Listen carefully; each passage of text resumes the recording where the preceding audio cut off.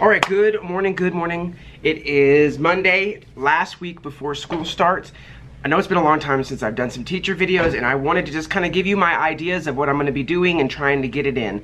The reason I haven't been doing my setup room videos and things like that is I have a student teacher, and she started the first day that I was back at school as well. And so I have been having to use my energy on teaching her and walking her through what I'm doing versus talking to you guys. So my plan is either to try to come early a few days a week or stay late and just do a couple really quick teacher tip videos. I'm not going to be doing the full-on vlogs, so I've decided, just for my own sanity and safety of the mind, I'm going to do vlogs like I just posted today or yesterday, depending on when you're watching, of our trip to Ed Sheeran. So I'm going to be doing our travel vlogs like I normally did. So when I'm doing something interesting, I'm going to film it. But then my teacher vlogs, instead of doing a long, 9-minute vlog, that's what I'm doing and what I'm cooking, what I'm eating, and then talking to you guys, I thought I would just do some really quick teacher tip videos covering specific topics. That way you can get the video, you can get what you need, and you can move on with your life. Comment down below what you think of the new idea that I have, if you want the full videos, or if you think just the teacher tip videos would be a good idea. All right. So we're going to talk about behavior today. This is going to be a multiple video conversation, but today I just wanted to talk about kind of my theory on behavior. And the number one thing that I need you to take away from my ideas, at least for behavior, is relationship. If you don't build a relationship with your kids, nothing else matters. I use Love and Logic and Conscious Discipline and several other books, but if you don't build a relationship, the rest of those theories don't work. So I start day one at the door greeting my children. Every morning I get here early, that way I'm not rushing to get my room ready when the bell's ringing. I'm at the door with my apron, with a smile on my face, saying hi to all the kids, giving high fives to my last year's class, saying hello to the pre-K kids. That way I'm building that relationship with them early, that way next year they know me. Those kids walk into my door, we can give high fives, we can give a pound, we can give a butterfly, you can just give a hello. Some kids don't like to touch. Physical touch is important for early childhood development. If the kids are the type of kids who like high fives and hugs, then do that.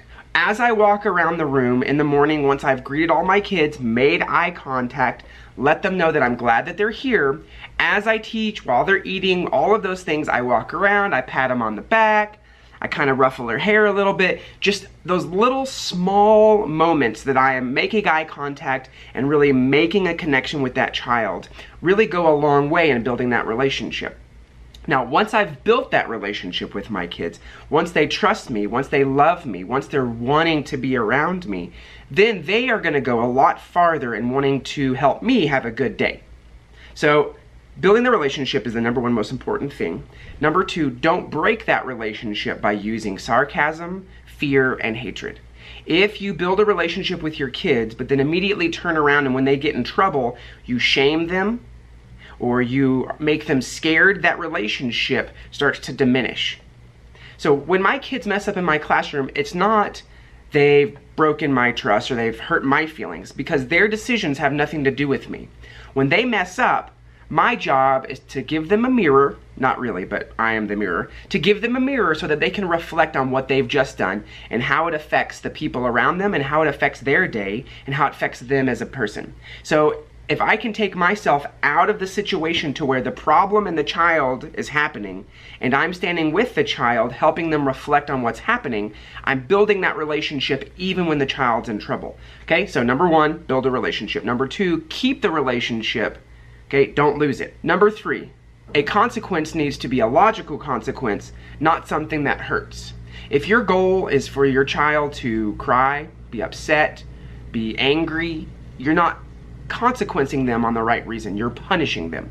My job is not to punish my kids. I don't want them to hurt. I don't want them to feel sad. I want them to learn.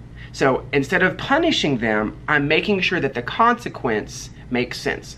So whatever the behavior is that I'm trying to fix, the logical consequence needs to somehow connect with what they've done.